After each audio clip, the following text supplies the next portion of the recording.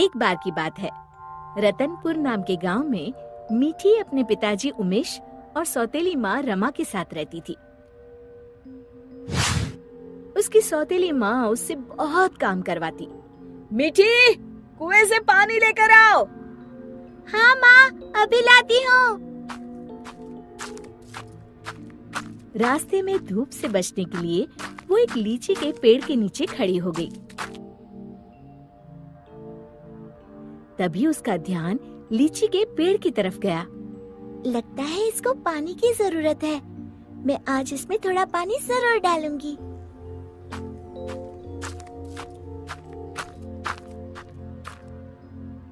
लौटते समय मीठी अपने घड़े से थोड़ा पानी लीची के पेड़ में डाल देती है।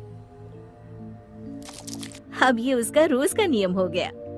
जाते समय थोड़ी देर रुकती और आते समय थोड़ा पानी उसमें डाल देती।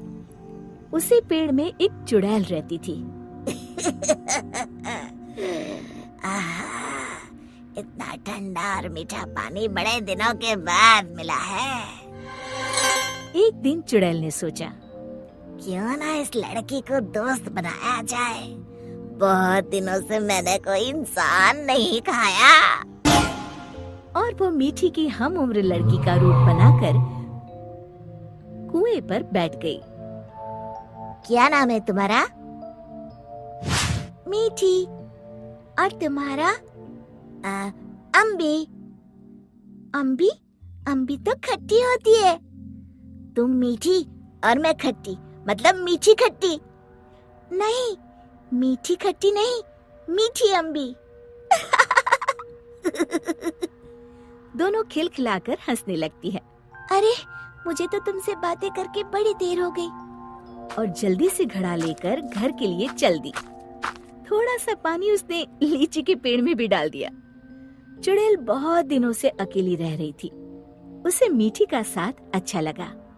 वैसे मीठी अच्छी लड़की है, क्यों ना इसे अपनी दोस्त बना लूं। ऐसे ही रोज मीठी और अम्बी कुएं पर मिलती और ढेर सारी बातें करती, खूब हंसती खिलखिलाती। एक दिन, आज तो बड़ी देर हो गई, मीठी पानी लेने नहीं आई।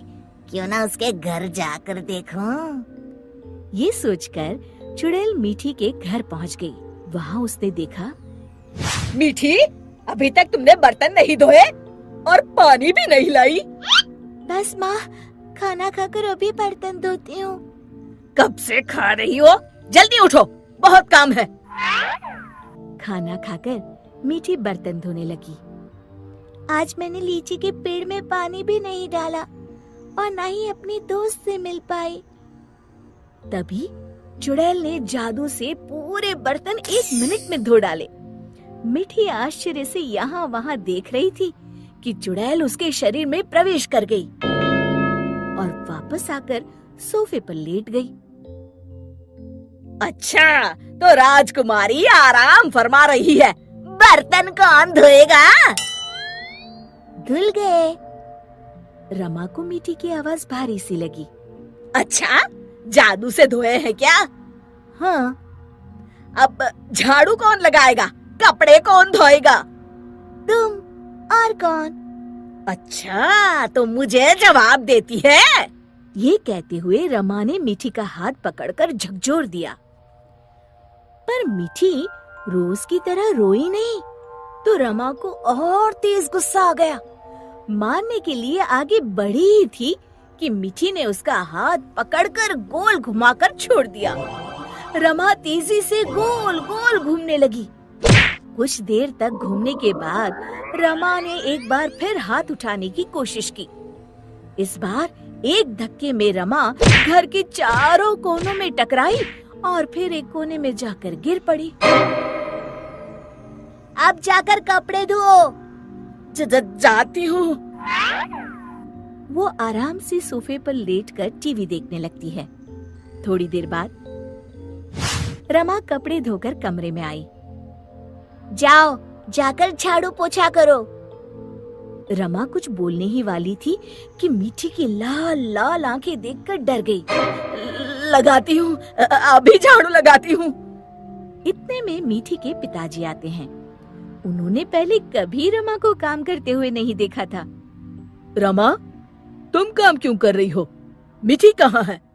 रमा जोर जोर से रोने लगी और उंगली से इशारा किया जहाँ मीठी आराम से लेटी हुई थी। मीठी, मैं क्या देख रहा हूँ? मीठी के पिताजी उसका हाथ पकड़कर उसे उठाते हैं, पर मीठी को देखकर बुरी तरह डर जाते हैं और पीछे हट जाते हैं। ये देखकर मीठी के शरीर में घुसी चुड़ैल जोर जोर से हंसती है।